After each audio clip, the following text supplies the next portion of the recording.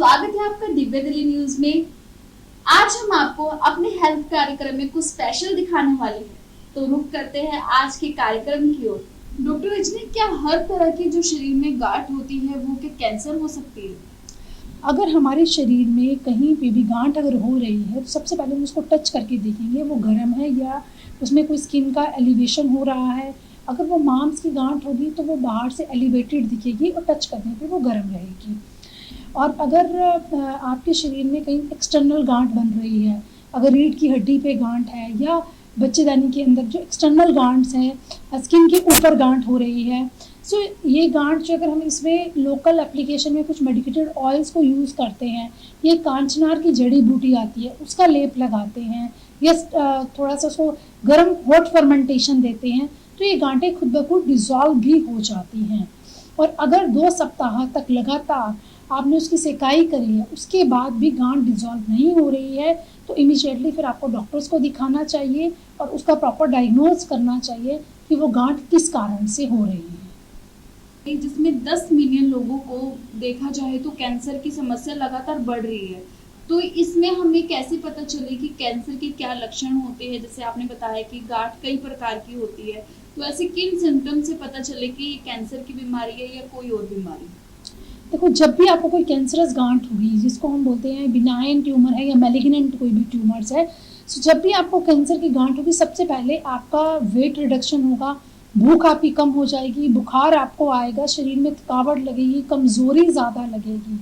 अगर आपको ये सारे ही सिम्टम्स आ रहे हैं, अगर कोई इंटरनल गांठ हो रही है तो आपका पाचन संस्थान कमज़ोर हो जाएगा, इमीडिएटली मोशन आएगा, बार बार दिन में लेटरिन जाना पड़ेगा, एसिडिटी की प्रॉब्लम्स बढ़ जाएंगी। सो अगर ये सिम्टम्स आ रहे हैं तब आप सोच सकते हैं कि ये गांठ जो है हमारी कैंसरस गांठ है। या अदरवाइज कोई एक्सटर्नल गांठ है तो उसके लिए पहले आप उसको विदाउट इन्वेस्टिगेशन से आप नहीं समझ पाओगे कि वो गांठ जो है वो कैंसरस है या नॉर्मल गांठ है।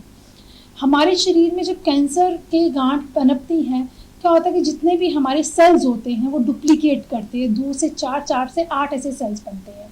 बट जब कैंसरस सेल्स बनते हैं तो वो एक ही टाइम में मल्टीपल सेल्स बनना शुरू हो जाते हैं। जैसे 2 से वो 10 से 12 सेल्स बनेंगे और जो हमारे हेल्थी सेल्स होते हैं वो भी अच्छे से कार्य नहीं कर पाते।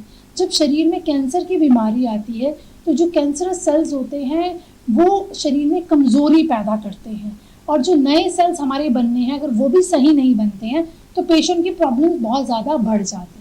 इसका आयुर्वेदा में क्या उपचार है? किस प्रकार हम आयुर्वेदा के माध्यम से इस बीमारी से बच सकते हैं?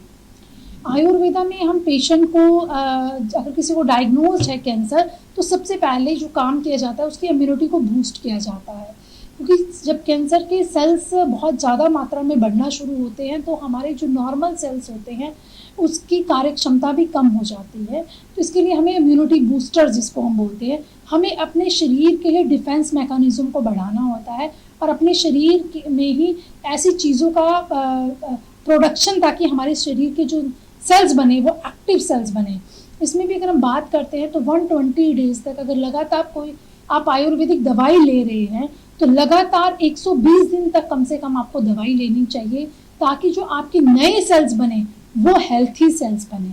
अगर आप कुछ 10 या 15 दिनों की दवाई लेने के बाद मेडिसिन को छोड़ देते हैं तो आपको कोई भी आराम नहीं आएगा और आप रिकवर नहीं कर पाओगे, क्योंकि जैसे हमारे शरीर में बीमारी है वो एक दिन में नहीं आती, उसको लंबा टाइम लगता है शरीर में आने के लिए।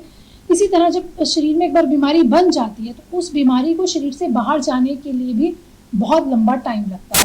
जो फर्स्ट और सेकेंड स्टेज के कैंसरस सेल्स होते हैं उसको फिर भी आप रिकवर कर सकते हो और उसको आगे बढ़ने से रोका जा सकता है with the help of Ayurvedic medicine और immunity boosters, diet management, exercise management, pranayama और अपने रिहैबिलिटेशन थेरेपीज के द्वारा। डॉक्टर रजनी, संध्या मेडिसिटी में भी जितने भी संध्या मेडिसिटी के हेल्थ केयर सेंटर है, क्या वहाँ पर भी कैंसर पेशेंट की राहत के लिए कुछ वो उपचार किया जाता है?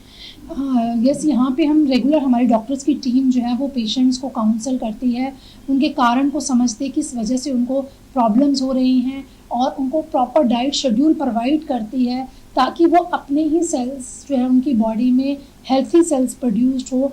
अगर वो पेशेंट कीमोथेरेपी, रेडियोथेरेपी, कोई और उपचार भी ले रहा है उसके साथ साथ भी वो आयुर्वेदिक ट्रीटमेंट्स को ले सकता है। ये दोनों ट्रीटमेंट पैरेलल भी चल सकते हैं, जिससे अगर लगातार पेशेंट से 6-7 मंथ तक रेगुलर मेडिसिन लेता है तो उसकी बॉडी ऑटोमेटिकली रिजुविनेट होना शुरू हो जाती है और हेल्थी सेल्स को प्रोड्यूस करना शुरू करती है, जिससे उसकी बीमारी को हम जल्दी से रिकवर कर सकते हैं। या मैक्सिमम देखते हैं कि पेशेंट्स को पेन बहुत ज़्यादा होता है कैंसर की वजह से, तो पेशेंट जो मेन सफ़र करता है वो पेन की वजह से सफ़र करता है। उसमें आयुर्वेदिक में कुछ ऐसी जड़ी बूटियाँ हैं जिनको लेने से हम पेशेंट की पेन को थोड़ा कम कर सकते हैं, उसकी क्वालिटी ऑफ लाइफ को इंक्रीज़ कर सकते हैं। जो उसके मेन सिम्टम्स आ रहे हैं उन सिम्टम्स को रिड्यूस किया जा सकता है, और जब तक उसकी लाइफ का कोई टाइम पीरियड्स है उसके अकॉर्डिंग वो अपनी लाइफ को स्वस्थ मतलब मेंटेन करके चल सकता है। तो रिकवरी तो आती ही है, बट वो पेशेंट टू पेशेंट वेरिएशंस रहती हैं। अगर पेशेंट डॉक्टर की बताई हुई सभी चीज़ों को फॉलो करता है तो धीरे धीरे उसकी बॉडी जो है वो रिकवरी स्टेज पे आना शुरू हो जाती है। अगर आपको भी कैंसर की शिकायत बताई गई है तो आप भी संध्या मेडिसिटी के किसी भी हेल्थ केयर सेंटर पे जाकर अपना ट्रीटमेंट करवा सकते हैं। और किस प्रकार कैंसर का पूरा उपचार किया जाता है आयुर्वेदा माध्यम से, इसकी पूरी जानकारी हमारे नीचे दिए गए स्क्रीन के नंबर पर कॉल करके जान सकते हैं। ताज़ा तरीन खबरों को जानने के लिए अभी टाइप करें दिव्य दिल्ली न्यूज़।